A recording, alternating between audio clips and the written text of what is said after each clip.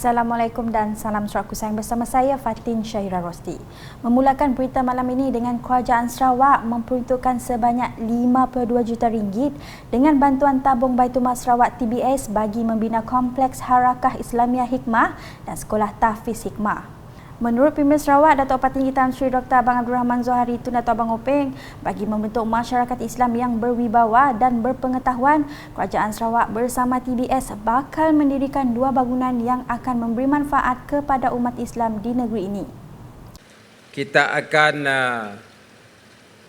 mengemaskini sistem pendidikan kita daripada sekolah rendah termasuklah tahfiz ke peringkat sekolah menengah kepada sekolah institut pengajian tinggi, kerana kita juga akan membangunkan sekolah Islam peringkat silibus antarabangsa. Kalau saya dah buat 5 international school, maka kita juga bangun satu Islamic International School di negeri Sarawak. Beliau berkata demikian semasa berucap dalam Majlis Pecah Tanah Kompleks Hikmah dan Sekolah Tahfiz Hikmah di Kuching pada Jumaat. Jelasnya lagi, Kerajaan Sarawak akan berkolaborasi bersama Madrasah Al-Junid Singapura yang mempunyai silibus diiktiraf oleh universiti terkemuka di dunia. Ujarnya lagi, dengan adanya kolaborasi ini, ia dapat memberikan ruang kepada anak muda bagi meneruskan pengajian mereka di peringkat antarabangsa. Turut hadir Speaker Dewan Undangan Negeri Dun Sarawak Tan Sri Dato' Amar Muhammad Asfiawan Nasar, yang di-Petua Hikmah Tan Sri Dato' Amar Dr. Abdul Aziz Dato' Hussein, Timbalan Menteri Tenaga dan Kelestarian Alam Sekitar Dr. Hazlan Abang Hipni, Naib yang di-Petua Hikmah Tuan Puan Hayati Ahmad dan Setiausaha Agung Kehormat Hikmah Datuk Abang Muhammad Shibli Abang Muhammad Naili. Terdahulu ketika berucap, Tan Sri Abdul Aziz berkata Harakah Islamiah Hikmah akan membangunkan kompleks Ibu Pejabat Hikmah dan bangunan sekolah tahfiz yang baru.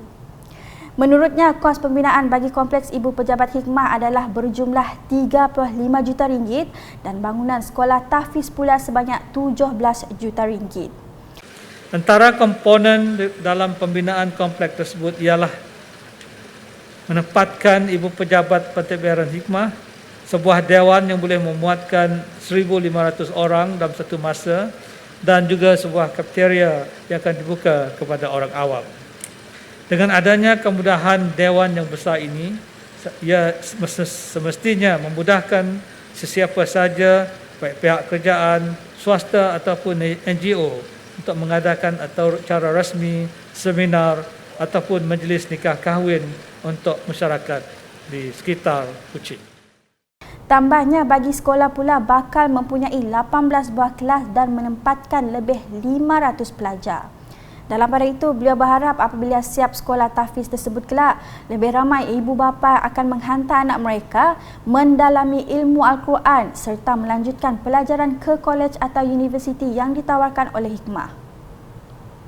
Laporan berikutnya, perpaduan dan keharmonian antara masyarakat berbilang kaum dan agama menjadi tunjang kepada agenda pembangunan yang dilaksanakan di negeri ini.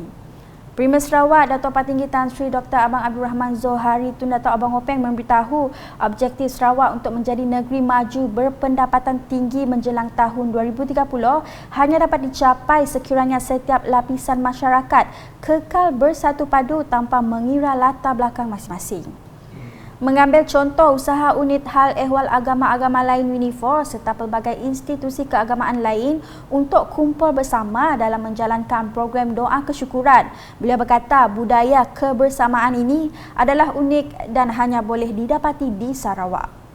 Beliau berkata demikian dalam teks ucapan yang dibaca oleh Timbalan Premier Sarawak Datuk Seri Profesor Dr. Sim Koo Hian dalam Majlis Kesyukuran Anjuran Agama-Agama Lain bersempena dengan sambutan perayaan Hari Lahir ke-86 Tuan Yang Terutama yang di-Pertuan Negeri Sarawak di Eastwood Valley Golf and Country Club Miri pada Jumaat. We Sarawakians are very fortunate that we can live in peaceful coexistence with one another.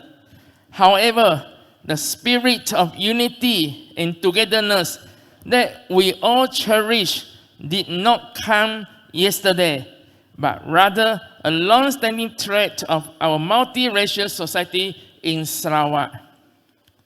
Dalam pada itu, Primus Sarawak gembira dengan inisiatif Unifor untuk menyebarkan mesej muhibah dan perpaduan menerusi program tersebut.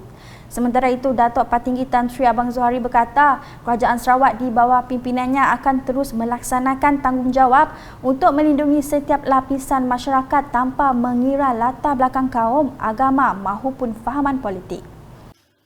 As Premier, it is my obligatory duty to protect all the rakyat regardless of their racial or religious backgrounds and political affiliation. I also shoulder the responsibility to ensure that all the rakyat can enjoy the fruits of developments and bring Sarawak to the forefront of national, if not regional development by 2030. Dianggarkan sekitar 350 tetamu telah hadir ke majlis doa kesyukuran itu yang bertujuan mengumpulkan institusi agama-agama lain untuk bersama mendoakan kesejahteraan Tun Pehin Sri Abdul Taib Mahmud. Ia melibatkan bacaan doa oleh pemimpin-pemimpin agama Bahai, Hindu, Kristian, Tao, Buddha dan juga Sikh. Sementara itu, Kuching bakal menjadi hub umrah di rantau Asia Tenggara menjelang tahun 2030. Sarawak Tourism Board STB dengan kerjasama ATS Global Travel and Charter Sdn Bhd telah bersetuju untuk melancarkan inisiatif Kuching Umrah Gateway KUG yang akan menyediakan penerbangan terus dari Jeddah dan Madinah di rantau Asia Tenggara. Perjanjian itu telah dimeterai menerusi Memorandum of Agreement MOA yang ditandatangani oleh pihak STB dan ATS Global Travel and Charter di Kuching pada Khamis dan disaksikan oleh Menteri Pelancongan, Industri Kreatif dan Seni Persembahan Sarawak, Datuk Sri Abdul Karim Rahman Hamzah. Berucap ringkas dalam majlis itu, Datuk Sri Abdul Karim berkata, inisiatif KUG ini adalah peluang untuk mencapai sasaran pasaran yang besar dan meningkatkan bilangan ketibaan pelancong domestik dan antarabangsa ke Sarawak. Katanya ini sejajar dengan kedua-dua strategi pembangunan pasca COVID-19 PCDS 2030 dan Pelan Induk Pelancongan Sarawak STMP ketiga 2022-2035 untuk meningkatkan sambungan penerbangan domestik dan antarabangsa ke Sarawak. Tambah beliau, inisiatif berkenaan juga untuk merancakkan industri pelancongan Sarawak dengan menerokai pasaran umrah dengan menjadikan Kuching sebagai tempat persinggahan pelancong yang datang dari Pontianak, Banjarmasin, Ujung Padang, Samarinda, Brunei ataupun Mindanao. Dalam pada itu, Pertubuhan Agensi Umrah dan Haji Sarawak atau SUHA adalah platform untuk menghimpunkan semua peneraju-peneraju utama tempatan yang mengelolakan perjalanan ibadah umrah dan haji di negeri ini. Timbalan Menteri Utiliti dan Komunikasi Utiliti Sarawak, Datuk Dr. Abdul Rahman Junaidi berkata, SUHA berperanan sebagai fasilitator atau koordinator yang akan membantu menguruskan industri umrah dan haji di negeri ini. Jadi kita rasa bersyukur kerana ada badan macam tu, kerana penting. Kerana sebelum tu pun belum ada badan khas yang menggabungkan agensi-agensi ataupun travel agensi yang mengendalikan umrah dan haji itu secara rasminya. Di peringkat Semenanjung mungkin ada, tapi di Sarawak tu belum ada. Jadi dengan adanya usaha, maka kita umat Islam Sarawak rasanya berpeluang untuk siapa yang bercadang nak mengerjakan ibadah umrah dan haji mungkin dalam keadaan yang lebih teratur, sistematik. Dan yang pentingnya kita tahu siapa nak diaga, batanya dan sebagainya untuk kita mengatur rancangan kita untuk mengerjakan umrah ataupun haji pada masa-masa yang akan datang. Berucap dalam majlis pelancaran SUHA di Kuching pada Khamis, Datuk Dr. Abdul Rahman menambah SUHA dianggotai oleh 7 buah agensi yang boleh dipercayai, berwibawa dan berpengalaman dalam mengendalikan setiap aspek perjalanan umrah dan haji yang mempunyai 11,000 pejabat dan cawangan di Kuching, Samarahan, Sibu, Tanjung Manis, Bintulu, Miri dan Limbang. Agensi di bawah SUHA adalah seperti yang tertera.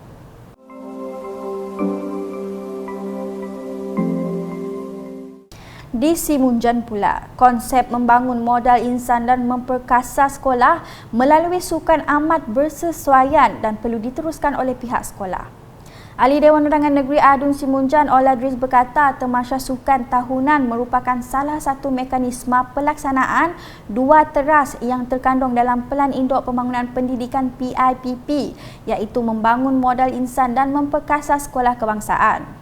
Menurutnya, membangun modal insan melalui kegiatan sukan dapat direalisasikan kerana melalui kegiatan berpasukan, murid-murid perlu menjalani pelbagai latihan sukan. Jika kita kaitkan dengan pelaksanaan kegiatan sukan sekolah di mana setiap murid yang mengambil bahagian, nyatalah bahawa membangun modal insan melalui kegiatan sukan dapat direalisasikan kerana melalui kegiatan bersukan, murid-murid perlu menjalani pelbagai latihan sukan. Beliau berkata demikian semasa berucap dalam Tamasya Sukan Tahunan dan Sukan dekat PIBG SK Haji Bujang, Rangawan Putin pada Khamis.